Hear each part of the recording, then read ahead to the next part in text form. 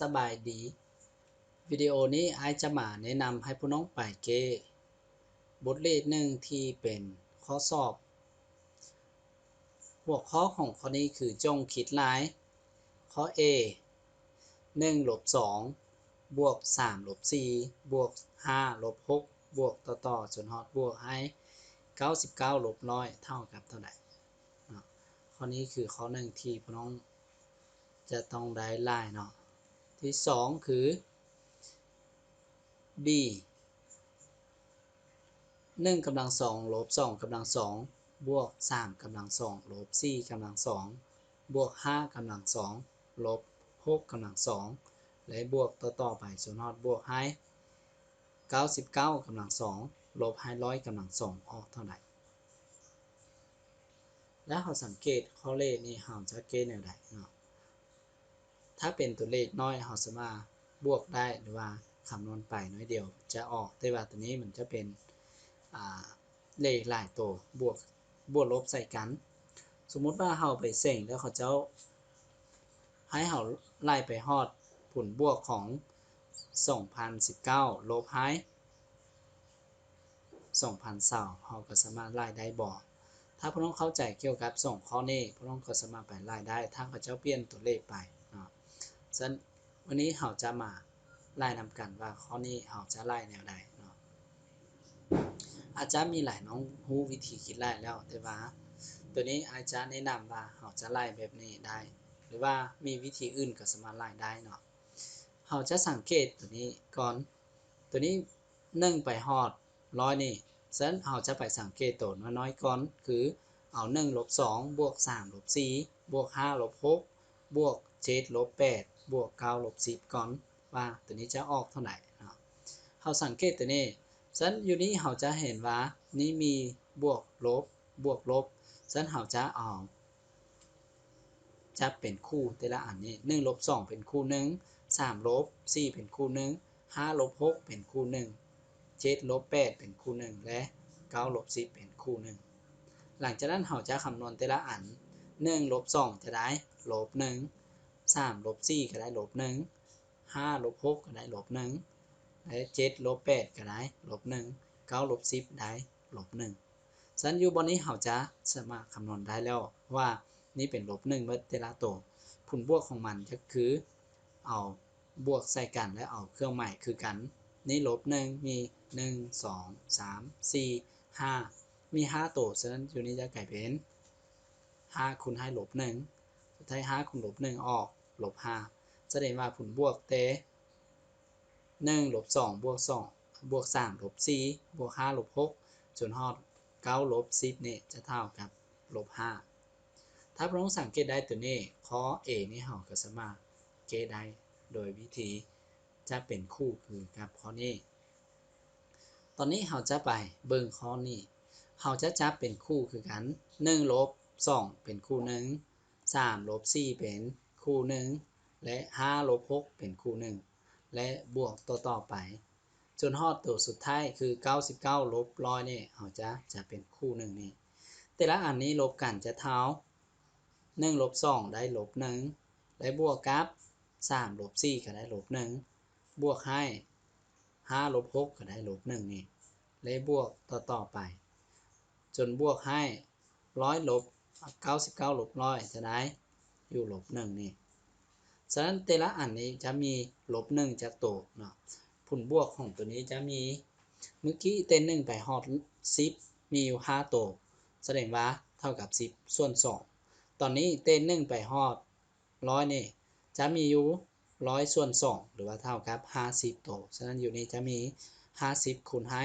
ลบ1ผลออกสุดท้ายจะเท่าลบ50นะนี่คือข้อเลขที่เราสังเกต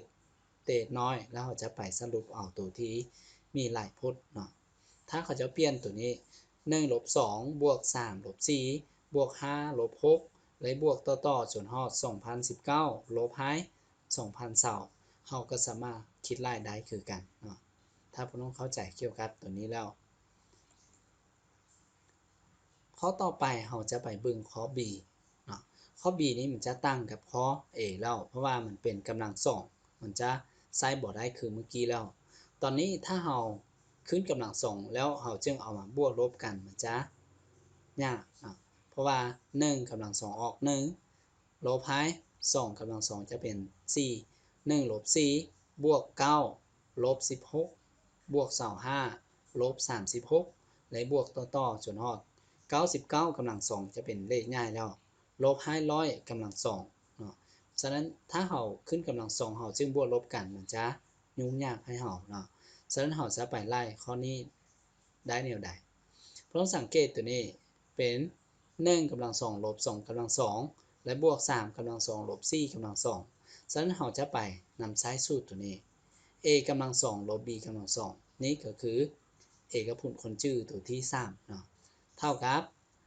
a บวก b คูณ a ลบ b เราลองใช้ตัวนี้เบิ่งมันจะออกบ่หรือว่าการคิดไล่ของเราจะง่ายขึ้นบ่เนาะเราจะไปเบิ่งตัวนี้เลยตอนนี้ไอจะวาง f เป็นผลบวกของตัวนี้เพื่อให้การคิดไล่เราจะบ่ได้เขียนคืนหลายเทื่อเนาะเราเขียน s เท่ากับตัวนี้ตอนนี้ไอจะนำใช้สูตรตัวนี้หรือว่าเสมอผลตัวที่อยู่ถึงนี้โดยไอจะจับเป็นคู่เท่ากับ1กำลังสองลบ2กำลังสองเป็นคู่หนึ่งและบวกกับ3กำลังสองลบ4กำลังสองเป็นคู่หนึ่งและบวกกับ5กำลังสองลบ6กำลังสองเป็นคู่หนึ่งและบวกต่อไปจนฮอดบวกตัวสุดท้ายนี่99กำลังสองลบให้100กำลังสองนี้เป็นพจน์สุดท้ายเราจะจับเป็นคู่ตัวนี้หลังจากนั้นเราจะนำใช้เอกพจน์คนจื้อตัวนี้คือ a กำลังสองลบ b กำลังสองเท่า a บวก b คูณ a ลบ b ฉะนั้นอยู่นี้ a เท่า1 b เท่า2เราจะได้1บวก2คูณให้1ลบ2ตัวนี้ a จะเท่า3 b เท่า4เราจะได้3บวก4คูณให้3ลบ4ตัวที่3นี่ a เท่า5 b เท่า6เราได้5บวก6คูณให้5ลบ6และบวกต่อไปและตัวสุดท้ายนี่คือ a เท่า99 b เท่า100จะได้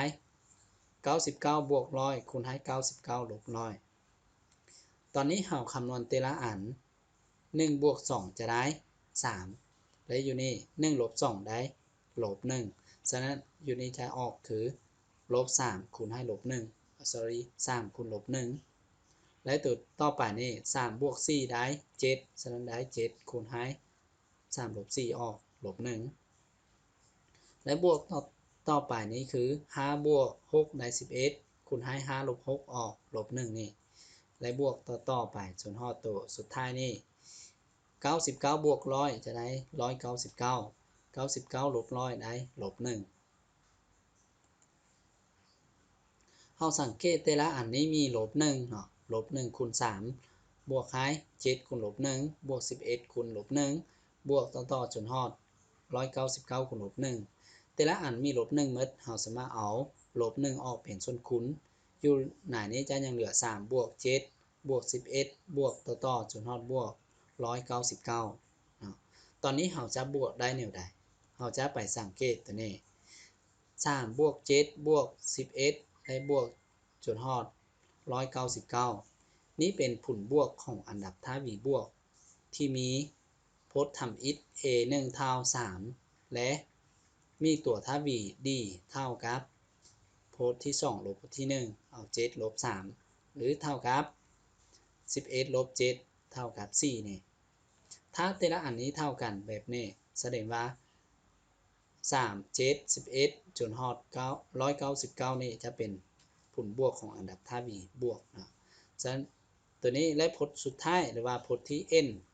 an จะเท่ากับ199นี่ตอนนี้เราอยากคิดไล่ได้ผลบวกตัวนี้เราต้องรู้ n อยู่นี่หรือว่ารู้ว่าผลบวกตัวนี้มีจักพจน์เนาะถ้าเรารู้จำนวนพจน์ของผลบวกตัวนี้เราสามารถบวกได้ตอนนี้เราจะไปซ่อหา n ตัวนี้ว่าเท่ากับเท่าใดโดยนำใช้สูตรพจน์ทั่วไปของอันดับท้าย v บวกคือ an เท่ากับ a1 บวกให้ n ลบ1 d โดย a1 เฮาฮู้ an ก็ฮู้ d ฮู้ฉะนั้นเราจะซ่อหาได้ n เอาเทนค่าเข้ากลายเป็น199เท่ากับ3 a1 เท่า3และบวกกับ n ลบ1เขียนคือเก่า d กรณีนี้ d เท่ากับ4อยู่นี่เอาเทนเข้าจากตัวนี้เราเอา3ย้ายมาทางนี้กลายเป็นลบฉะนั้น199ลบ3จะเท่า